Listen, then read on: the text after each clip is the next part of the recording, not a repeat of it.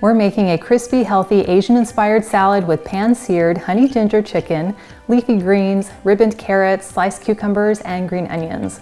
Then we're tossing it with a delicious homemade roasted sesame dressing and sprinkling a few crunchy wonton strips on top. Hello, my name is Nicole Bonilla, and if you would love to make healthier recipes of our favorite foods, then you are in the right place. To make the honey ginger chicken, we're going to start with 2 boneless, skinless chicken breasts. I like to start by pounding them out first to an even thickness because that makes them the most juicy and tender. The easiest method I have found to do this is to put them both inside some plastic bags. Then I just take a heavy object, which is my rolling pin, and then I'm just going to gently pound them out to an even thickness. So I'll start from the middle and then pound my way out. And once they're pounded, then we can simply pull them out of the bag, and then I'll place a piece of chicken on top. And next we want to season our chicken before we pan-sear it. So we're going to start by sprinkling on some coarse sea salt, and we want to be very generous with it. Then I'm going to sprinkle on some garlic powder and sprinkle on just a little bit of pepper. And then I'll gently pat those in, flip them over, and repeat. Now you're welcome to jot down these ingredients as we go along, or you can just click on the link that's in the video description below, and that will take you to the recipe on my website with all the details. Well, those look great and they're ready to be pan-seared. Now before we pan-sear the chicken, we want to have our sauce ready so it can go into the pan as soon as the chicken is done. So in a small bowl, I'm going to add 3 tablespoons of rice vinegar, 1 tablespoon of toasted sesame oil, and then right after the oil, I'm going to add 3 tablespoons of some honey. And having that little bit of oil in the measuring spoon helps that honey slide right out. Next, we'll add 2 tablespoons of soy sauce. Next, we're going to add some ginger, and if you have the option of using fresh, then I highly recommend it because the flavor is amazing. So I'll use my little zester and zest 1 teaspoon of ginger. And we'll add that right to our bowl. That smells so good. And then to thicken the sauce, I've added 3 tablespoons of water just to a small bowl. And then I'll add 1 teaspoon of some cornstarch. You could also use tapioca starch. And then we'll just stir these together until dissolved, and then pour this into our sauce. And then lastly, I minced 4 garlic cloves, and I have 2 tablespoons of butter ready to go. So now we're ready to pan-sear our chicken. Now to pan-sear our chicken, we need to use a sturdy frying pan. A cast iron works really well, or I'm using my Hex-Clad hybrid pan. I'm going to add about 2 to 3 tablespoons of some light olive oil just to lightly coat the bottom of the pan. So I've turned my heat to a medium-high, and I can tell the oil has a really beautiful sheen. So we can go ahead and add our chicken. So I'm just going to carefully lay away in my pan. And that instant sizzle is exactly what we want to hear, because that means we are getting incredible color on the bottom of our chicken. And then we're just going to let this sit and cook for about 3 to 4 minutes, or until we have that golden crust on the bottom. Well, it's been 3 minutes, so we can go ahead and flip our chicken over. Ooh, look at that gorgeous color that we have. And color equals flavor. Now we're going to let these cook for about another 3 minutes, and we're going to start checking the temperature with our meat thermometer until the temperature reaches at least 165 degrees. Then we'll know that our chicken is completely cooked. Well, it's been about 2 minutes, so I'm going to come in and start checking our internal temperature with a meat thermometer, and we are on the 170s there, and about 170 there.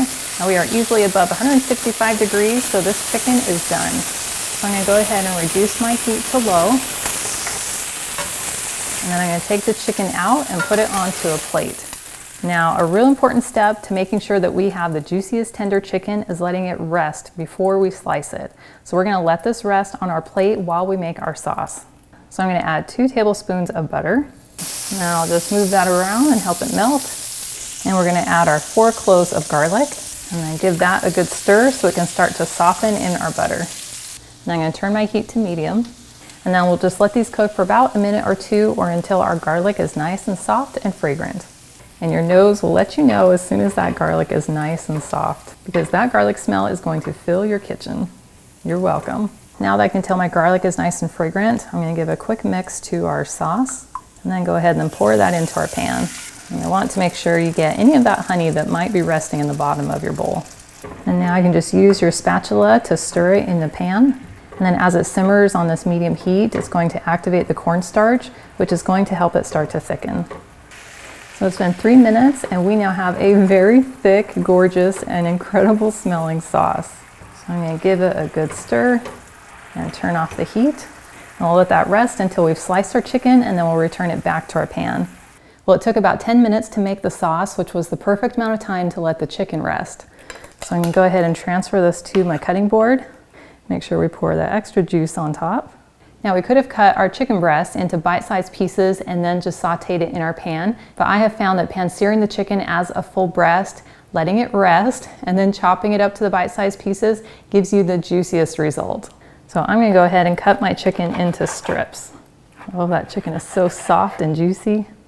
And then you can add your sliced chicken back into your pan with that incredible sauce, and then we'll gently stir them into the sauce.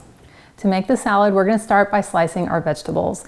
To slice the cucumber, I'm gonna cut off the end. And then to make these really uniform little half circle cucumbers, I'm gonna go ahead and slice about a third of the way into my cucumber. I'm just gonna slice it in half. And then I'm gonna take my mandolin slicer and set it to a real thin slice, about 1/8 of an inch. And then I'm gonna take my sliced end and very carefully just run it along my mandolin. And then I'll keep slicing until I reach the end of my cut line. It also helps me keep my hand out of danger. And as soon as I got down to my cut line, I'll go ahead and just cut it again, about another halfway up, and continue slicing. And then for my last cut, I'm gonna leave a good inch at the top, and then slice very carefully till I get to the end. And then we have these gorgeous cucumber slices. And transfer my cucumbers onto my paper towels, give a gentle squeeze, and then set those aside. When it comes to the carrots, you could slice them as really thin medallions, or you could cut them into those really thin little matchsticks. I prefer to make these ribbons because they're really thin, and that means that they're gonna soak up that dressing and be a little bit easier to chew. So to make the ribbons, you're gonna take your carrot and then lightly peel off the outer layer and discard the peels, and then lay the carrot flat and hold it firmly by the thick end.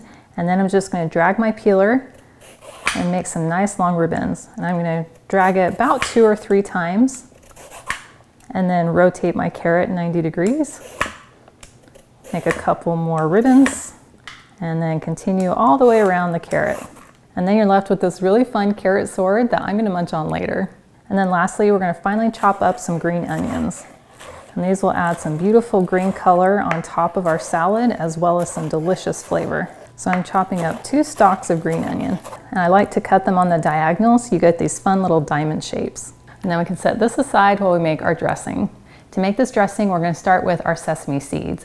Now it tastes best to use toasted or roasted seeds because they have a lot more flavor to them. And you can buy them already toasted, or you can roast them yourself in a fry pan.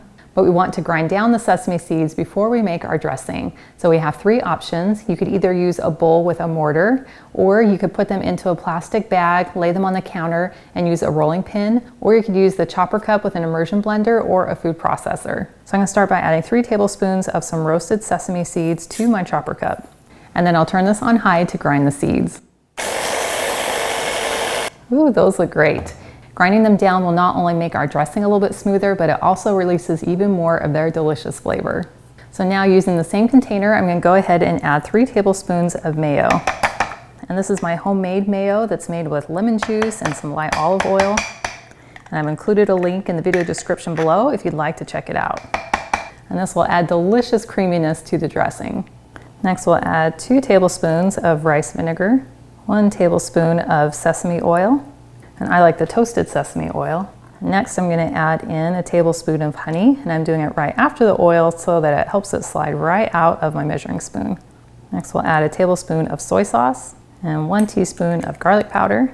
Next, we're gonna add half a teaspoon of ginger, and you could either use dried ginger, or if you have fresh, I highly recommend it. So I'm just gonna use my zester for half a teaspoon of ginger. Next, we want to add 1/4 teaspoon of salt and a dash of pepper. And then I'll just put on my lid and mix this until it's smooth and creamy. Oh, that looks gorgeous. So I'm gonna go ahead and transfer this to a jar. Now that we have our cooked chicken, our dressing, and our sliced vegetables, we are ready to assemble our salad. So I'm gonna start with a few leafy greens and a handful of cucumbers and a few of these gorgeous carrot ribbons. Then I'll add a little bit of dressing, quickly mix those together. Then we'll add some of this incredible chicken. Oh, I wish you could smell this. And a few green onions, a few toasted sesame seeds, a few crunchy wontons, And I'll just cut through that super soft chicken. Make sure I get a bite with everything together.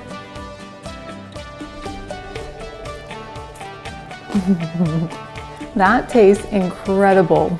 The crisp and crunchy vegetables and that soft, flavorful chicken and those crunchy wontons on top all come together in the most incredible bite. And I love that it's made with clean, natural ingredients, which means I'm gonna feel just as good even after I eat it. And you can store these ingredients separately in the fridge so that you can assemble and enjoy the salad all week long, which I can guarantee you I will be doing. Well, I want you to know that I believe in you and your ability to make the healthy, delicious recipes that are going to leave you feeling fantastic from the inside out. And I'm here to support you in any way that I can. Well, thank you so much for joining me today in my kitchen. And I've included a link to the full recipe, and it's in the video description below, and that takes you to my website, gentletummy.com. And I also invite you to like and subscribe to my channel. And if you know someone else who you think would love this recipe, please share this video with them. And I cannot wait to have you hang out with me again in my kitchen next time.